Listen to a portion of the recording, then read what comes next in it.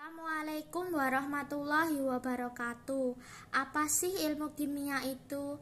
Apa seperti fisika menghitung atau seperti biologi menghafalkan? Ilmu kimia adalah ilmu yang mempelajari segala sesuatu materi yang ada di muka bumi. Materinya bisa apa saja, mulai dari organik seperti kayu, anorganik seperti logam. Dari materi-materi itu kita bisa belajar tentang susunan, struktur, sifat, perubahan materi, dan perubahan energinya. Dalam kehidupan sehari-hari, ilmu kimia juga berkaitan dalam kehidupan kita. Contoh ilmu kimia yang berkaitan dengan kehidupan sehari-hari. 1. Ketika kita bernafas, kita menghirup O2 dan menghembuskan nafas CO2. Untuk membuktikannya, coba telapak tangan diletakkan di depan hidung. Pasti kamu akan merasakan hembusan angin yang hangat. Hembusan angin yang kamu rasakan itu merupakan materi kimia, sedangkan suhu yang hangat yang kamu rasakan itu merupakan bagian dari perubahan energi. 2. Ketika memotong bawang merah, pasti mata kalian terlihat seperti ada air matanya.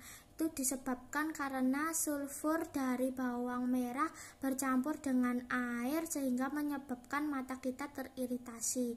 3. Ketika kita berolahraga, pasti kita mengeluarkan keringat. Keringat merupakan bentuk perubahan materi yang terjadi di dalam tubuh akibat energi yang digunakan. Dalam mempelajari ilmu kimia, kita bisa mempelajari apapun, seperti mempelajari unsur, molekul, campuran. Unsur, mengapa dikatakan unsur? Karena terdiri dari satu atom. Contohnya, hidrogen dilambangkan H, oksigen dilambangkan O. 2. Molekul. Mengapa bisa disebut molekul? Karena terdiri dari beberapa unsur-unsur atau atom-atom. Dalam molekul terdiri dari dua, molekul unsur dan molekul senyawa. Molekul unsur berasal dari satu unsur yang sama, contohnya H2O2 N2. Sedangkan molekul senyawa berasal dari dua atau lebih unsur yang berbeda, contohnya H2O NaCl. Apa itu campuran? Campuran merupakan gabungan zat tunggal tanpa melalui reaksi kimia. Campuran terbagi menjadi dua, campuran homogen dan campuran heterogen. Campuran homogen bersih dan tembus cahaya, contohnya garam yang dilarutkan dengan air.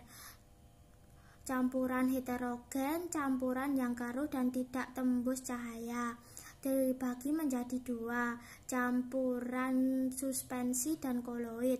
Contoh suspensi air dengan tanah liat. Koloid contoh santan, susu, mentega. Dalam mempelajari ilmu kimia, kita bisa melakukan eksperimen atau percobaan. Untuk melakukan percobaan atau eksperimen, kita harus melakukan langkah-langkah atau tahap-tahap dalam metode ilmiah. Ada 5 tahap-tahap. 1. Merumuskan masalah. 2.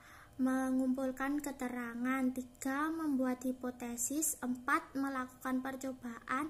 5. Menarik kesimpulan. Dalam melakukan percobaan atau eksperimen, kita harus jujur, teliti, tekun, akurat, bisa membedakan opini dan fakta-fakta. Dalam praktek di laboratorium kimia, kita bisa belajar banyak tentang alat-alat dan fungsi seperti buret, neraca gondok, termometer, dan masih banyak lagi. Di dalam laboratorium kita harus menjaga keamanan dan keselamatan kita. Kita harus mematuhi tata tertib yang ada di laboratorium kimia. Untuk menjaga keamanan dan keselamatan di laboratorium kimia juga disediakan simbol-simbol bahan kimia yang berbahaya, seperti bahan kimia yang mudah meledak, contohnya etanol.